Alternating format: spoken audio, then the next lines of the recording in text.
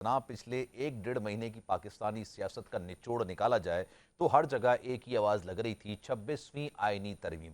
इसका आगाज़ वहाँ से हुआ कि कयास राय की जाने लगी कि मौजूदा चीफ जस्टिस की शायद मुद्दत बढ़ाई जा रही है, उनको एक्सटेंशन देने की भी बात की जाने लगी। फिर ये भी कहा जाने लगा कि जनाब मुद्दत मुलाजमत बढ़ा दी जाए, फिर ये कहा जाए कि 65 के बजाय 68 साल जो है वो मुद्दत कर दी जाए। फिर ये भी कहा गया कि सुप्रीम कोर्ट के में जो जजेस की तादाद है वो 17 से बढ़ा के 23 कर दी जाए। कौन सा मुसव्विदा सही, कौन सा मुसव्विदा गलत, हर एक के हाथ में अलग अलग मुसव्विदा था। लेकिन जनाब फिर कुफर टूटा कर अल्लाह अल्लाह करके खैर उसके बाद फिर जिसे कहते हैं ना कि ये ऊंट फिर किसी ना किसी करवट तो बैठना ही था।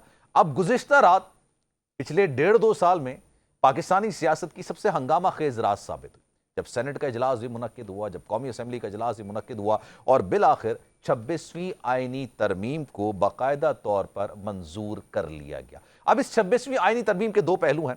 पहला पहलू तो ये कि जनाब पहले कहा जाने लगा कि 25 तारीख के बाद जो चीफ जस्टिस साहब आने वाले हैं उनका रास्ता रोकने के लिए हुकूमत कोशिश कर रही है। कयास राय ये बातें, ये तमाम चीज़ें चल रही थी। हालांकि कोई हुकूमती नुमाइंदा इस बात को एक्सेप्ट नहीं करता और कहता जनाब ये तो चार्टर्ड ऑफ डेमोक्रेसी का हिस्सा था। और अब बिलावल भुट्टो जरदारी साहब ने भी कहा कि चार्टर्ड ऑफ डेमोक्रेसी को आज हमने अमली जामा पहना दिया।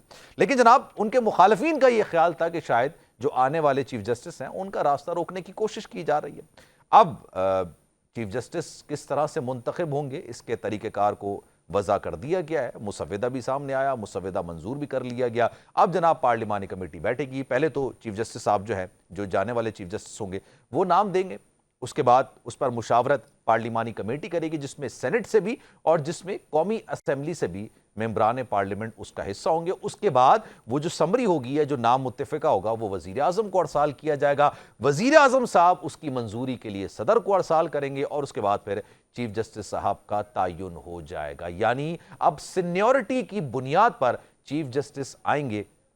ये मामला अब खत्म हो चुका है। अब ये मामला क्योंकि एक तवील अरसे से, मतलब अब मैं आज की बात नहीं कर रहा, एक जमाने से ये बहस चली आ रही थी कि सुप्रीम इदारा कौन सा है। क्या पार्लियामेंट सुप्रीम है? क्या वाकई में सुप्रीम कोर्ट सुप्रीम है? क्योंकि आइन जो है वो पार्लियामेंट बनाती है। लेकिन अक्सर मौक़ों में देखने में आया कि आइन के किसी भी आर्टिकल की अगर तशरीह चाहिए होती है तो जनाब तमाम जो पार्लियामान के मेंबर्स होते हैं या पॉलिटिशियंस होते हैं वो सुप्रीम कोर्ट जाते हैं और सुप्रीम कोर्ट फिर आइन की तशरीह करती है। अब जनाब एक आइनी बेंच भी बनाई जाएगी। चीफ जस्टिस का तकर्रुर जो होगा वो भी पार्लिमानी कमेटी करेगी। अब हकीकी मायनों में कहा जाए तो ये बात दुरुस्त हो जाएगी कि अब पार्लियामेंट ही सुप्रीम है। लेकिन कई सवालात पैदा होते हैं। पहला सवाल तो ये पैदा होता है कि क्या वाकई में इस आइनी तरमीम के बाद क्या पाकिस्तान में जमहूरियत मजबूत होगी? अगर ज़्यादा पुरानी नहीं, थोड़ी अरसे पहले की पुरानी बात करते हैं।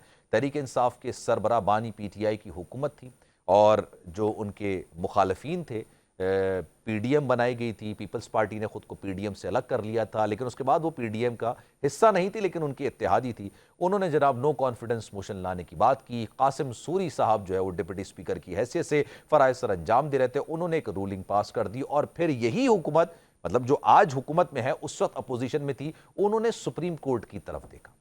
अब अगर सवाल ये पैदा होता है कि उस वक्त ये मामला होता और उस वक्त जो है वजीर आजम की मुशावरत से चीफ जस्टिस लगाया गया होता तो क्या वो जो उस वक्त रूलिंग पास की गई थी उसको सुप्रीम कोर्ट से रिजेक्ट किया जाता और क्या वाकई में दोबारा पार्लियामान बहाल होती?